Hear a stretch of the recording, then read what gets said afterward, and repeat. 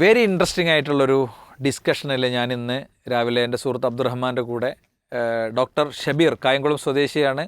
Wisdom യൂത്തിൻ്റെ സ്നേഹസ്പർശം വിങ്ങിൻ്റെ ഒരു പ്രധാന ഭാരവാഹിയാണ്. അദ്ദേഹവുമായുള്ളൊരു ചർച്ചയിൽ പങ്കെടുത്തു. അദ്ദേഹത്തെ ഒരു ഡിസ്കഷനിൽ നമ്മൾ മോർണിംഗ് ലൈവിൽ കൊണ്ടുവരാനുള്ള കാരണം കഴിഞ്ഞ ദിവസം രമേശ് ചെന്നിത്തലക്ക് അദ്ദേഹം ഈ റിപ്പോർട്ട് ഹരിപ്പാടിൻ്റെ ഹൃദയമിടിപ്പ് എന്നുള്ള പേരിലൊരു പ്രോജക്റ്റ് റിപ്പോർട്ട് അദ്ദേഹം സബ്മിറ്റ് ചെയ്തത് എൻ്റെ ശ്രദ്ധയിൽപ്പെട്ടിരുന്നു. അപ്പോൾ കഴിഞ്ഞ ദിവസം ഞാൻ അദ്ദേഹത്തെ ഫോണിൽ വിളിച്ചു. അതിൻ്റെ ഡീറ്റെയിലൊക്കെ ചോദിച്ചപ്പോൾ എനിക്ക് ഭയങ്കര ഇൻട്രസ്റ്റിംഗ് ആയിട്ട് തോന്നി. അത് മിനിസ്റ്ററുടെ കയ്യിലെത്തി.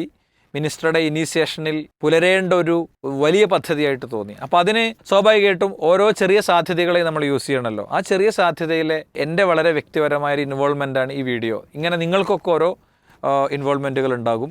അപ്പോൾ ഈ ഒരു മെസ്സേജ് പരമാവധി ആളിലേക്ക് എത്താൻ ഞാൻ പറയുന്ന കാര്യങ്ങൾ ശ്രദ്ധിച്ച് കേട്ട് നിങ്ങൾ ഷെയർ ചെയ്യാം. വിഷയം എന്താണെന്ന് വെച്ച് കഴിഞ്ഞാൽ ആരോഗ്യ കേരളത്തെക്കുറിച്ച് ഒരു കേവല രാഷ്ട്രീയ രംഗത്തെ ഒരു ഫ്രെയിമിൽ നിന്ന് ചർച്ചൻ്റെ അപ്പുറത്തേക്ക് നമ്മൾ പോകുമ്പോൾ ഒരുപാട് പ്രശ്നങ്ങൾ നമ്മളെ സംബന്ധിച്ചിടത്തോളം ഉണ്ട്. നിങ്ങൾ നോക്കൂ, നമ്മുടെ കൂടെ രാവിലെ ചായ കുടിച്ച വ്യക്തി വൈകുന്നേരമാകുമ്പോൾ അവൻ്റെ ബോഡിക്ക് മുന്നിൽ നിറക്കണ്ണുകളോടുകൂടെ നമ്മൾ നിൽക്കുന്നുണ്ട്. മരണം എല്ലാവർക്കും ഉണ്ടാകും.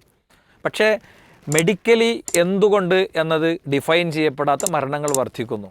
നമ്മളുടെ കൂടെ ഗ്രൗണ്ടിൽ കളിച്ചവരും രാഷ്ട്രീയത്തിൽ പ്രവർത്തിച്ചവരും മതവേദികളിൽ ഉണ്ടായവരൊക്കെ ഒരു ഭാഗം കുഴഞ്ഞ് മലവും മൂത്രവും വാരിയെടുക്കേണ്ട രീതിയിൽ ഒരുപാട് സ്ട്രോക്ക് അനുബന്ധ കാര്യങ്ങൾ സംഭവിച്ചുകൊണ്ടിരിക്കുന്നു. KG-കാരൻ മുതൽ വളരെ പ്രായം ചെയ്യുന്നവർ വരെയുള്ള ആത്മഹത്യകൾ വർദ്ധിക്കുന്നു.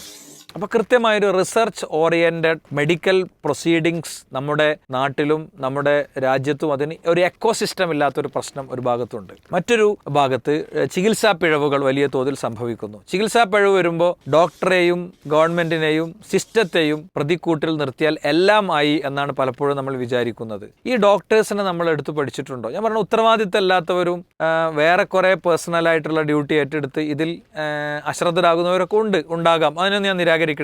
പക്ഷേ അവരുടെ മുന്നിലെത്തുന്ന കേസുകളുടെ വലുപ്പവും എണ്ണവും അവർക്ക് ആവശ്യമായി വരുന്ന റിസർച്ചും ഒക്കെ വെച്ച് നോക്കുമ്പോൾ അത് നിർവഹിക്കാൻ കഴിയാത്തത്ര ലോഡ് അവർക്കുണ്ട്. ഇതിൻ്റെ പരിഹാരം പലപ്പോഴും മെഡിക്കൽ കോളേജുകൾ എന്നുള്ള ആശയമാണ് പറഞ്ഞു വരുന്നത്. കാരണം പൊളിറ്റിക്കൽ ലീഡർഷിപ്പിലുള്ളവരുടെ മുന്നിൽ ഇഷ്യൂ എത്തുമ്പോൾ അവരുടെ ഒരു ഫ്രെയിമിൽ നിന്നാണ് പരിഹാരങ്ങൾ ഉണ്ടാക്കുക.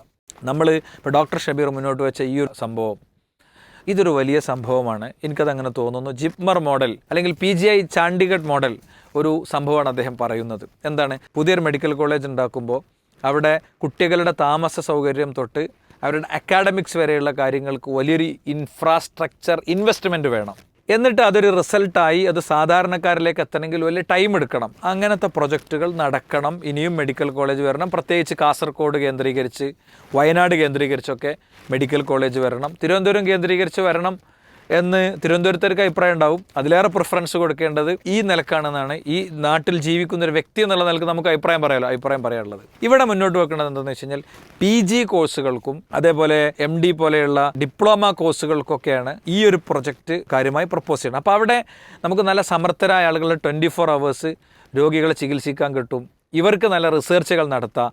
അങ്ങനെ വലിയൊരു സാധ്യത യഥാർത്ഥത്തിൽ തെളിയാണ്. ചെറിയ ഒരു ഇൻവെസ്റ്റ്മെൻറ്റിൽ മെഡിക്കൽ കോളേജ് എന്നുള്ള ആശയവുമായി മുന്നോട്ട് വെക്കുമ്പോൾ വളരെ ചെറിയൊരു ഇൻവെസ്റ്റ്മെൻറ്റിൽ വലിയ രീതിയിൽ നമുക്ക് എത്തിപ്പെടാൻ കഴിയുന്ന ഒരു കാര്യമാണ് അദ്ദേഹം പറഞ്ഞത്. അപ്പോൾ ഇത് ഓരോ പൗരനും റൈസ് ചെയ്യേണ്ട ഒരു ഇഷ്യൂ എന്നുള്ള നിലക്ക്, #കൾ രൂപപ്പെടേണ്ട ഒരു കാര്യം എന്നുള്ള നിലക്ക് തോന്നിയത് കൊണ്ടാണ് എൻ്റെ വളരെ ചെറിയൊരു സ്പേസിൽ ഞാനിത് പറയാൻ ശ്രമിച്ചത്.